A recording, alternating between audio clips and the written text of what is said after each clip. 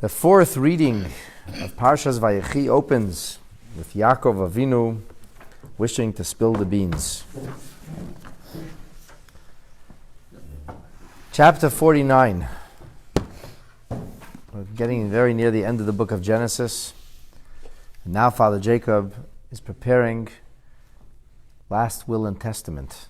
This is his final conversations with his children before he departs. Vayikra Yaakov el Bonov. Yaakov Avinu, Father Jacob, calls to his children. Vayomer. He calls to them and he says, He osfu, gather round. Va'agida lachem, and I will tell you, Eis asher yikra eschem, what will befall you, what will happen to you, ba'acharis hayomim, in the end of days. So the first question that we might ask is, why does it say Vayikra Yaakov el Banov? Yaakov called to his children. It simply should have said Vayikra Yaakov liv Banov. He called his children. Why did he call to his children? What's the el Banov? So this question is actually brought down in the Bereshis Rabbah, in the Medrash. And the Medrash says that the word el Banov could also be vowelized instead of El with a segol. If you put a tseirei, it becomes Kael, God's name. And the Bereshis Rabbah says that what Yaakov was asking for was that God be with his children. So it's Vayikra Yaakov. Yaakov calls Kael Banov. God should be with his children. But of course, in Pshuta Shel Mikra, on a literal level, this makes no sense whatsoever. And Rashi doesn't say it. It is possible to say that from Rashi's perspective, Vayikra Yaakov el Banov or liv Banov does not necessarily create the case or the need for an added explanation. It can be read straightforwardly. Rashi's famous grandson, Rashbam, suggests that this indicates that Yaakov's children were not with him at the time. He had called for Joseph. He had called for Joseph's children, but the rest of his children were not there. So if they were there, Yaakov would call to them, but they weren't there. So he called for his children, meaning to his children. He called for them to come. And then when they came, Vayikra Yaakov el Banov, he called his children to his bedside. And then Vayomer, then he said, He osfu va'agida, gather round and I will tell. In other words, the first Vayikra was not to his children at all. Vayikra liv Banov would have been he called out to his children. Hey kids, come a little closer. But then, of course, the words Vayomer, He osfu, would be superfluous. Yaakov is a very, very old man. He's not well. This is his final moments on planet Earth. How loud could he have screamed? So therefore, Vayikra doesn't actually mean that Yaakov called with his own voice. He sent for his children, El Banov, and once he sent for his children, then he began to speak. It's also very possible that Rashi believes that's implicit. At any rate, Rashi does not comment at all, and Yaakov calls to his children, and he says to them, Hey osfu, gather round, and after you will gather, va'agida. Why doesn't he just say what he wants to say? Why don't we say, Vayomer? And he said, Agida lachem, I will tell you. Instead it says, Hey osfu. What's the up with the Hey osfu? Why is there a need for this asifa? Why is there a need for this gathering? So Rashi once again does not comment on the word Hey osfu. He talks about the word va'agida, but he doesn't say anything about Hey osfu. In other words, from Rashi's perspective, Vayikra, which is the first verb, the first action Yaakov takes, his calls for his children, requires no elucidation. Vayomer, and he said, that's a verb for Yaakov. He said.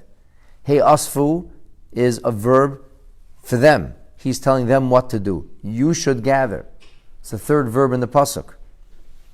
And Rashi once again does not feel this needs any special elucidation.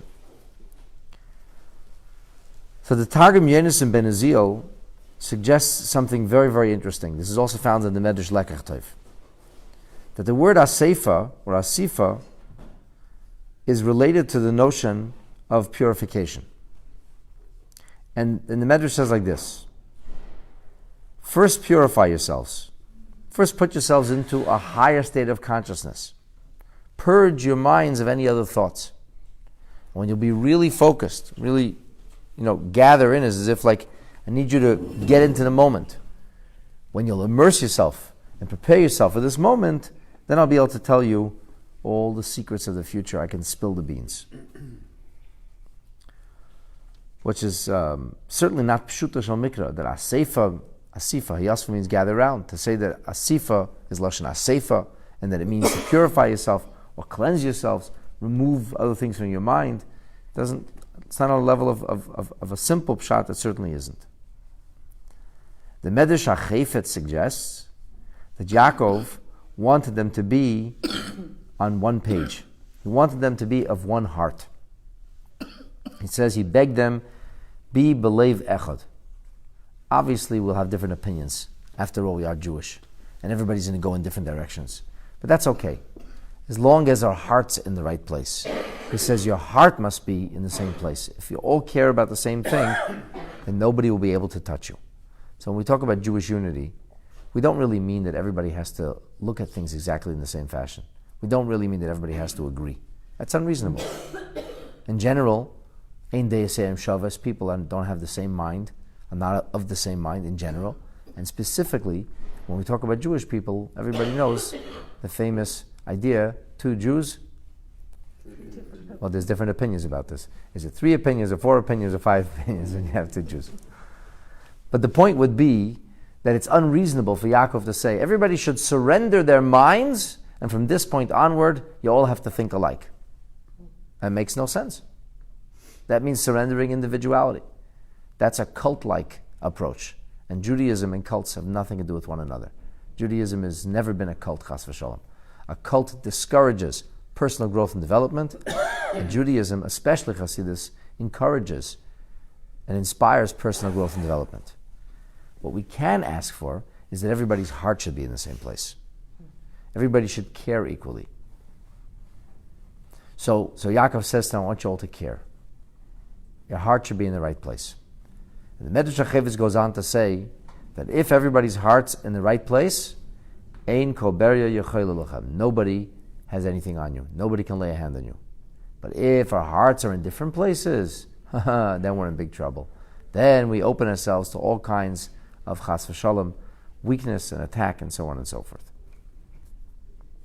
The Kli Yakar says that this asifa is like, it's almost like saying huddle around me. So when the quarterback or the coach gets everybody in the team to huddle around him, what does he do that for? He's giving instructions. But he doesn't want the other team to hear the instructions. So huddle round usually has the intimation of, I've got a secret to tell you. Here too, Yaakov Avinu says, let's huddle together. Come close. I'm telling you something which is secret. And the Kli Yakar, expanding on the words that we'll soon hear from Rashi, says, Bikesh legales es haketz. He wants to reveal the appointed time, the secret of the future of tomorrow. Interestingly, the Emek Davar has a very unique approach here. He says, we see later that Yaakov blesses the children. And he says physical proximity makes a difference for the blessing. Physical proximity. He says the act of gathering round would make them more susceptible, if you will, or more appropriately poised to receive Hashem's blessings. And that's why he emphasizes Hey Asfu, and then he goes on to the Agida.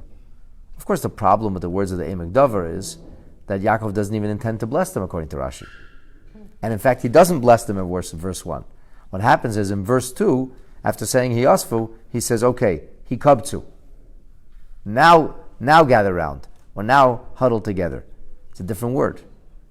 And we're going to soon see, Rashi tells us that's because Yaakov wanted to do one thing, but was prevented. And therefore he chose to do something else. So that's where we're finally getting to Rashi now. Va'agida lachem, I will tell you, es asher yikra. What is this agida lachem? What does it mean? I'll tell you what's going to happen in the end of time. But here's the problem. He promised that he would tell them these secrets. What would happen in the end of time, but in fact, we don't find any secrets. We don't find any information about the end of time. There's no Nostradamus prophecies showing up here in these verses. His blessings. So hello, Yaakov said, I'm going to tell you what's happening in the end of time. And then in fact, he doesn't tell them what's happening in the end of time. There's a discrepancy. Does the Torah allude to when Yaakov became aware of what would happen in the end of time? Like, is it just on his deathbed? The Torah doesn't tell us about when he became aware. The Torah does tell us that he wanted to spill the beans. He wanted to share the information he had. When he might have obtained that information, we don't know. But from this point, Yaakov wants to share the message. No idea how long he's been living with this. We don't know. It's a good question. We don't know how long he's been living with this secret. But incidentally, he'll die with this secret. Because he never tells it. And Rashi notes the fact that later on, he never actually does anything like that. We don't find any verses like that. Says Rashi, Bikesh, indeed Yaakov sought legalois es haketz, to reveal the appointed time. And what happened? V'nistalka mimenu shchina. Suddenly, the higher consciousness that he was privileged to enjoy is no longer with him. He didn't have the secret, maybe even. He began to say other things which are not about the Kates at all. And that's how we understand. Rashi doesn't even comment on verse 2 of Hikabtzu v'shimu, but the notion of Hikabtzu v'shimu is clearly something different than Heyasvu v'agida. So what happened to Heyasvu v'agida? Something happened. Yaakov realized he couldn't do this. He wanted to do this, and then realized he couldn't do it. What exactly is this Kates? What is this Achras Hayamim?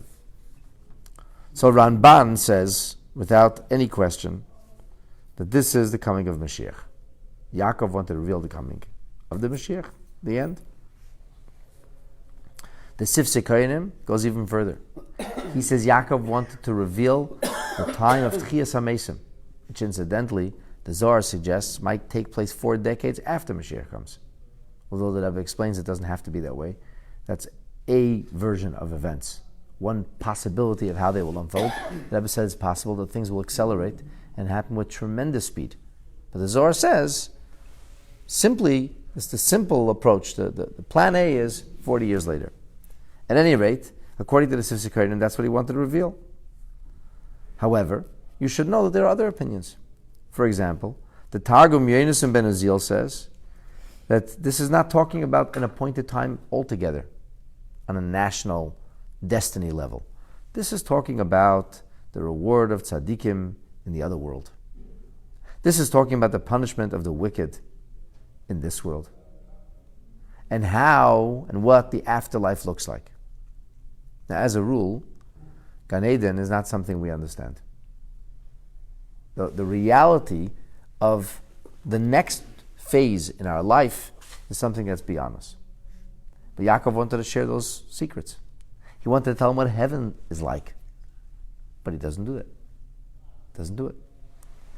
According to the Das Zakenim, is that consistent with the Midrash? Like it says, it sounds more like the destiny of the Jewish people. It definitely sounds like the Achras Hayamim is speaking about the end of days. It definitely sounds that way. But the Das Zakenim, Balei HaTosfos says, he wanted to tell them the end of Egypt's days, when they would leave Egypt. Because they were going into Galut, Mitzrayim. And in fact, the Chizkuni emphasizes the fact that it doesn't just say Achrit Yamim, but it says Achrit Hayamim, with a Hey, the. So he says, what is the? Well, these are the days that already had been spoken of. Where has Mashiach been spoken of before? Never. We never heard anything about Mashiach yet. What did we hear about?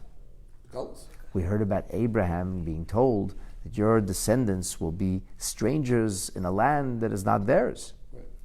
So he says that would be the Hayamim, the days that have been spoken of, the epoch, the era of exile and of oppression. So he says, let me tell you the end game. Let me tell you the end game. So that kind of makes sense, but still, Achrit Hayamim sounds like the end of days. And of course we know about Mashiach, and surely Yaakov knew about Mashiach, and his children knew about Mashiach. This is from the very beginning of creation, the purpose of the world's being brought into existence, so it's not really such a question. And surely, Achris Hayamim could be understood as the days of Mashiach, as we see, both the Ramban and the Sifsei Kohanim emphasize that must be the case. Of course, the question then becomes, if it was a good idea to reveal these secrets, why did God cause the Shekhinah to go away?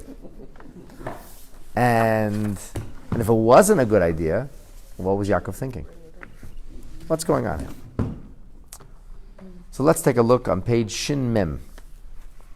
In Siman Tezayim for the balance of this morning. And the other question is, why would the Torah even mention it? Like, if Hashem didn't, right. why It didn't happen, yeah. So what's the point? Right. So Yaakov wanted, so why is that relevant for us all these thousands of years later to know what Yaakov wanted to do and what he was prevented to do? Clearly there must be a reason for us to know that Yaakov wanted to do this and didn't do it. What is that? The Mefarshim don't talk about it. Lucky for us though, the Rebbe did. I love it. The Rebbe spoke about this many times. We're going to focus on but one of those ruminations. One of the times Rebbe spoke about this. And later this went into an edited talk. Okay, here it goes. Mavur b'mefarshim. Page Shin Mem. Page Shin Mem. It's explained in many of the mefarshim, many of the commentaries. Shahasiba lakach, that the reason shebepoel legilu Yaakov esaketz, that Yaakov did not, in fact, reveal the appointed time. I mean, the Mefarshim don't talk about what we learn from this. But the Mefarshim say, why didn't he? Mipnei, because sheyimoshech nezek gadol min yediyas haketz. This knowledge would not be edifying or helpful. Much to the contrary. It would exact a terrible toll. It would ravage the people of hope. Ki aderes hakoidmim, these early generations, hayodim, who would know, sha'geula lo tiyeh beyameim, that the redemption would not come in their time or era. Lo yidishu es pnei Hashem levakesh al hagula. They wouldn't ask for redemption. Why would they ask for redemption if you know it's not coming? So what would be the point? That's how they explain this. That's how the Kli Yakar explains it. The Yefei Torah in his commentary in the Medrash alludes to this also. But the Rebbe says, okay, that actually makes sense. So what was Yaakov thinking? You answered one question by creating another question. You answered why Yaakov wouldn't do it, but then you provoked a bigger question. So why did he want to? If knowing the appointed time would bring about such negativity, why never would you want to reveal it? You know that when you rob people of hope, you've robbed them of everything. Gotta have a dream. Gotta have hope. When people lose hope, they're in a bad way. So the Rebbe has a very, very interesting approach to this entire subject, this whole little narrative. And he bases his approach on the words of the Zohar. It's a statement of the Zohar, which is found in the third section, on page 221. The Zohar says this. Ilu zachu Yisrael, had we merited, hoysabah ha'geula hashlema kvar be'es yetzias Mitzrayim. The Zohar essentially says that the exodus from Egypt could also have been the Mashiach moment. The Egyptian exodus could have been the final redemption. There wouldn't have to be another exile. This could have been the end. Imagine that. How much sorrow and suffering, how much trial and travail could have been avoided. And this actually helps us understand the different approaches in Achros HaYomim. That maybe the opinions aren't as disparate as they seem. They seem to be two very different opinions. If it's referring to the coming of Mashiach, like Ramban says, or it's referring to the leaving of Mitzrayim, like Chizkuni says. But the Rebbe is suggesting that based on the Zohar, they're not really mutually exclusive. leaving Mitzrayim could have been the coming of Mashiach. Yaakov Ratza legalas lebanav uvda zu atzma. Yaakov Avinu wanted to convey this to his children. He wanted to say, do you realize the opportunity that's at hand? You can get thousands of years of Jewish history taken care of now. All kinds of challenges. We can get this taken care of in the next few hundred years. In the next 2 centuries, we can live for 3 millennia. Take care of all the problems and issues and bring the football home. We can score the goal. And why would Yaakov say this? His intention at this revelation would be to inspire them, lishmar al matzavam aruchni. Guard your spiritual station. Ensure that you don't slip and trip. Make sure to stay on the money. Keep your eyes on the prize. So that the redemption would actually be, the Exodus would be the redemption. All right, that sounds great. So why did Hashem say not to do it then? In other words, if this could have been an inspiration that the Jewish people shouldn't have assimilated back in Egypt, which they did, if only they would have stayed in the straight and narrow and done what they had to do, his world history would have been very different. So why didn't Yaakov say that? Why didn't he tell it to them? Why did God prevent him? Even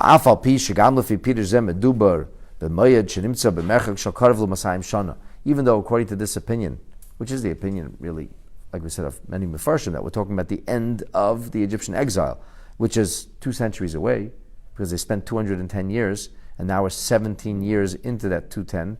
So we just subtracted 7 years from 2 centuries. They're still talking about 93 years. There would be no concern that the present generation would loosen their grip on doing the right thing. You know why? Because it's not relevant for us anyway.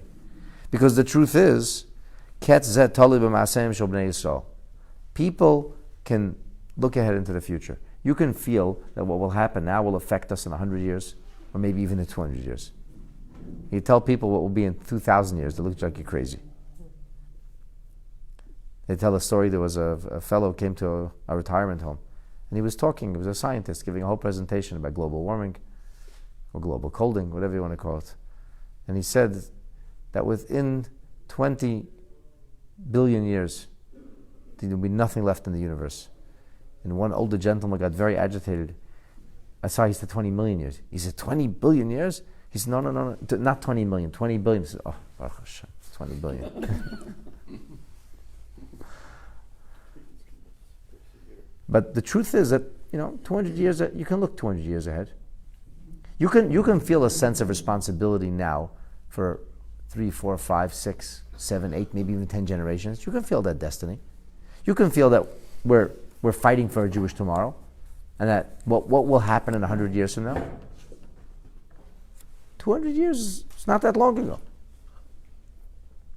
And in saying this then, Yaakov could inspire the people that they should have lived better, and they should have ensured that they wouldn't assimilate. Okay, so why did God stop him? The Rebbe says a very interesting thing. Because if Yaakov would have given this information, and the people would have responded to the challenge based on that information, it would have been artificial. It wouldn't have been their real efforts. It's like insider trading. You didn't really achieve this. You knew too much. So God says, no. I want the Jewish people to do this on their own. And what was Yaakov thinking? Yaakov says so they won't do it on their own. At least Mashiach will come. At least good things will happen. But Hashem says to us that He wants to bring us the greatest of goodness. And the greatest of goodness has everything to do with the efforts we make. So in the end, this is all about a lesson about efforts. It's a lesson about getting a head start, getting secret information, becoming privy to the secrets of tomorrow in order to better function today, and the Torah reminding us that you got to work for it. That in the end, to accomplish things through the uncovering of secrets or the use of what we call magic, in the end, that's not the way Hashem wants our Avodas Hashem to go. But now we've arrived. We've earned it. the hard way. So now we have to hope that Mashiach finally comes and brings the curtain down on the Golus once and for all. You want to just